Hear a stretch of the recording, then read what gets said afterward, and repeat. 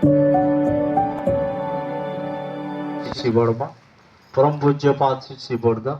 परम पूज्य पाद श्री आचार्य को श्री चरण प्रणाम। आज पवित्र शांत सत्संग उपस्थित पूज्य सभापति ऋतिक रमेश दास दा एवं रमेश कुमार नायक दा एवं कर्मी भाई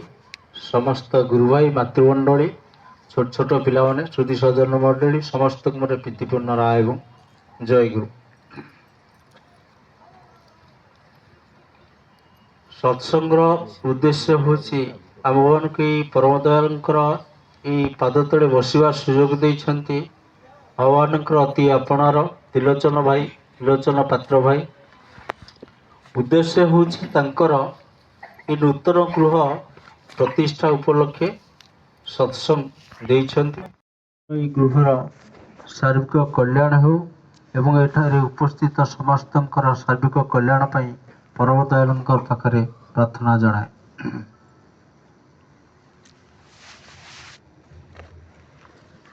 गृह प्रतिष्ठा सत्संग ये घरटी करिसेंती आउ शेष हो जाइछि प्रतिष्ठा हो जाइछि आ शेष से श्री ठाकुर को बसई सत्संग करिसेंती संपूर्ण हो जाइछि। जेतेबेले आमे घरटी करुछे गृहकर्ता जेतेबेले घरटी आरंभ करुछंती गोटे जगार से जगाटा को कौन होछि प्रथमे भूमि पूजा करा होछि ब्राह्मण को डाकी आ बंधु बांधव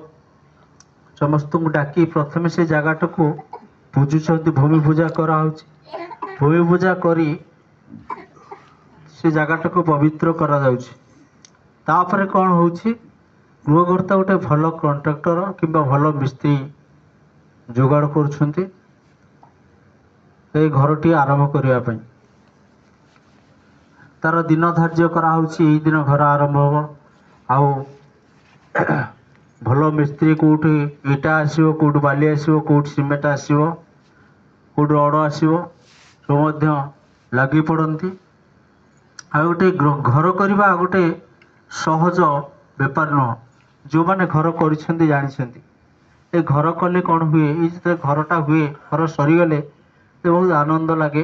और रिलैक्स लगे किंतु जेतिक दिन घर चली काम से दिन जा जे कि मुंड भितर से घरटा चिंता ही थी गोटे झील बाहर करदे दि चार दिन भर सरीज कि पुओ बाहर करदे दि चार दिन भर सरीज किंतु गोटे घरटा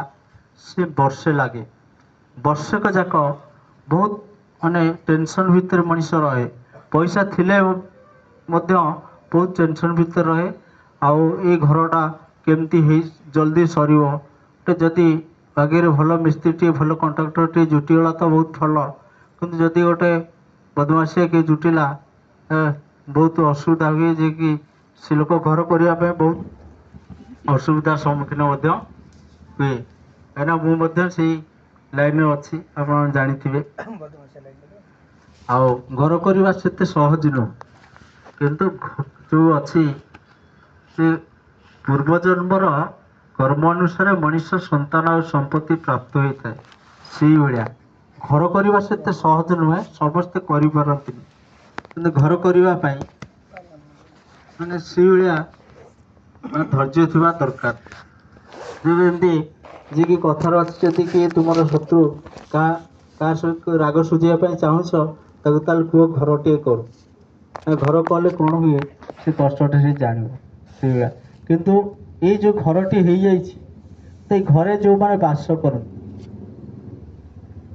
घरटी की श्री श्री ठाकुर कहते every house to be reconstructed मैंने प्रत्येक घर को आउ थे मंदिर करने कथा कहते किंतु ये घरे कौ मैंने बास करती आमे मैंने सब बास कर कहीं ठाकुर जो कहते प्रत्येक घर गोटे मंदिर हम आज से मंदिर कौ मान बास कर गोटे देवता मैंने बास कर ये मंदिर भितर ही देवता बास कर तेणु श्री श्री ठाकुर ये जो प्रतिष्ठा हूँ देवज्वल प्रतिष्ठा प्रत्येक मनीष भितर जो ये देवभाव केमती जागृत हम गोटे सुंदर मनीषटे केमती हम तार कौशल श्री श्री ठाकुर भगवान को देगले प्रथम जिन से जो धर्मर डिफिनेसन ठाकुर देले सहजे केमती बंचा और सहजे केमती बढ़ा धर्म बोले बंचा बढ़िया मर्म जा धर्म बोली जान ता धर्मे सब बंचे बड़े संप्रदायटा धर्म ना तेणुक भल भाव बंचा घरे आम बास करवा गोटे घरटा कि गोटे वैकुंठ समान अटे से घर परस्पर स्नेह जी थाए निरंतर तेणु से घर भितर परस्पर प्रति स्नेह सदा भल पाइबा दरकार आ घर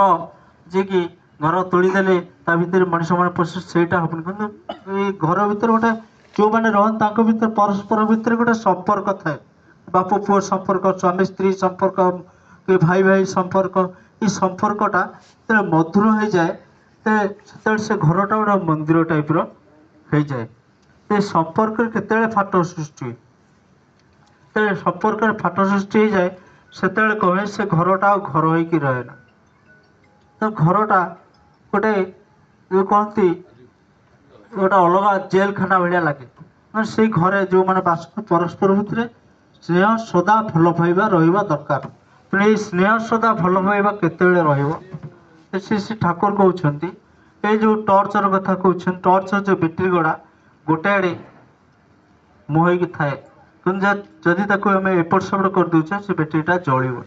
से भाई श्री ठाकुर कहते एक आदर्श चलती जे नहीं समाज हुए तेणु प्रत्येक लक्ष्य गोटे आड़े समस्त मत गोटे माने पुओ गोटे कहूँ बाप गोटे कथा कहूँ स्त्री गोटे कथा कहूँ भाई गोटे कथा कहूँ यहाँ हुए समस्त मत गोटे हम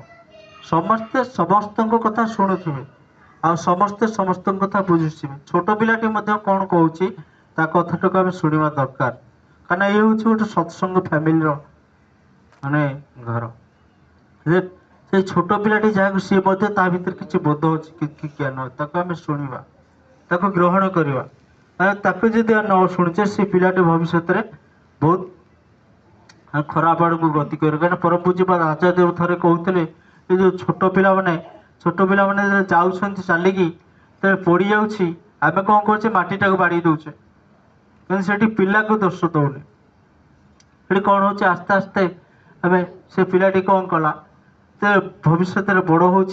सांगसाथी सहित मिशुची तो भूल कर कौन कर निजर दोषटा आसिक बाबा माँ गारे कहूनी से पिला मानकर दोष दौची निजे भूल कर स्कूल को जाऊँगी परीक्षा फेल हो भल पाठ पढ़ुनी से निज दोष दौनी सी घर दोष कि सांगसाथी मान दोष दौची जे घरे या असुविधा होता कि सांगसाथी मान गहणी रही पाठ पढ़ी पारे मोर असुविधा निजर दोष के धरनी जिते सी जाऊँगी चाकरी कर कौन संस्था किसी इलिगाल काम कर कौन कर निजक दोष दौनी से परिवेश परिस्थिति के दोष दौर मनीष छोटिया बेलू केमती से खराब आड़े गति को चिंता कर ठाकुर कहते शिशु अधा अधा कथा जहाँ कहे बोध न बुझी जोर दे आण बोधर विपर्य मैंने जिते शिशुटा खने खने जहाँ कहूँ से न बुझिकी न जाणिकी आम जो जोर दौचे तर बोधर विपर्य आसो कहीं सी जदि गोटे खाता चेरुची आम कागज देदेवा चेरु अदरकारी जिनस देदेवा तार छड़े नहीं आस ये हूँ परिवार ठाकुर आसटा आमको बतईदेवाई गोटे परिवारटा केमती सुंदर हम परिवार समस्ते एकाठी बसी प्रार्थना करेंगे सकाल सन्धार आ समस्ते से इष्ट को भोग निवेदन करेंगे इष्टवृत्ति करेंगे आ प्रत्येक परिवार समस्ते उठे गोटे समय इष्टवृत्ति करेंगे ठीक 30 दिन जमती हम से इष्टवृत्ति पैसा इष्ट जगह को पठेबे आ समस्ते मिसी काटी प्रार्थना करेंगे आ गोटे घर भर आम भर से बोध रहा दरकार आम जीवन में जड़े मालिक अच्छा ठाकुर अच्छे मो ठाकुर कि मो ठाकुर केमती थे सेटा आमको चिंता करना आम जो दीक्षा नहीं शरणापन्न होते मानुचे सी जोटा चाहे से करवा मन मुताबिक होगा दरकार कहीं आम ये हवा जे कि आमको देखी आम परिवेश अन्य मैंने से मैंने आस्ते आस्ते बदलिए कहीं आम जो न करके अन्य कहूचे से किसी फल फले करने को पड़ो से ଗୋଟେ କଥା ଅଛି ଆମକେ ଦେଖି ବୁଝିବେ ଲୋକ ତୁମେ ଅଛ ଜୀବନ ଭଲ ନା ମୋତେ ଦେଖିକି ଲୋକମାନେ ବୁଝିବେ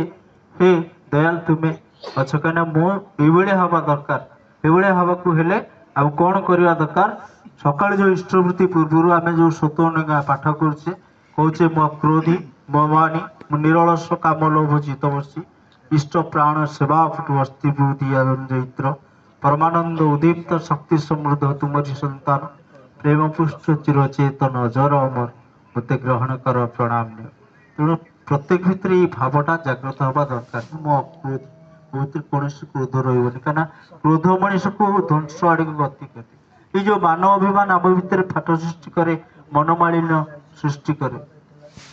ଆଉ ନିରଳସ ହେବା ଦରକାର କାହିଁକିନା ଆମେ ଅଳସୁଆ ହିଁ ଦୁଃଖ ପାଏ। ଯେତେ ସବୁ ଦୁଃଖ ପାଉଛନ୍ତି ଦେଖି ଅଳସୁଆ ମାନେ ହିଁ ଦୁଃଖ ପାଉଛନ୍ତି। ମୁଁ ହେଉଛି ନିରଳସ କାମଲୋଭ ଜିତ ବସି କାହିଁକିନା ଏଇ ଯେଉଁ କାମଲୋଭଟା ହେଉଛି ମଣିଷ ଯେତେ ଯାହା ଦୁଃଖ ପାଏ ତାର କାମିନୀ କାଞ୍ଚନ ପ୍ରତି ଆସକ୍ତି। ତେଣୁ ଆ ପ୍ରତି ମୁଁ ଜିତ ବସିବି ଇଏ ମୋତେ କୌଣସି କାମ କରିବ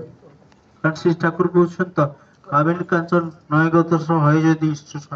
ଇଷ୍ଟଙ୍କ କାମରେ ମୁଁ ଲଗେଇବି। କାମଲୋଭ ଇଷ୍ଟ ପ୍ରାଣ ମୁଁ ହେଉଛି ତାଙ୍କର ଜୀବନ।